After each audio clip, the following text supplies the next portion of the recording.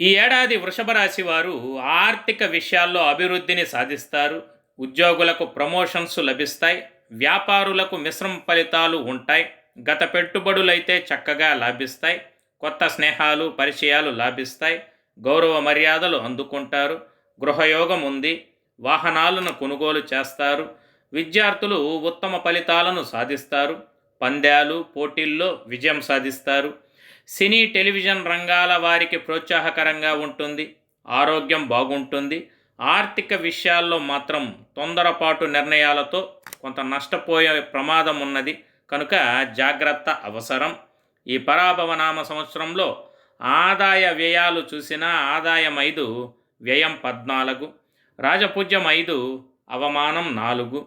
గ్రహగతులు. ఈ వీడియో గురించి పూర్తి సమాచారం కొరకు కింద కనపడుతున్న లింక్ని క్లిక్ చేసి చూడగలరు.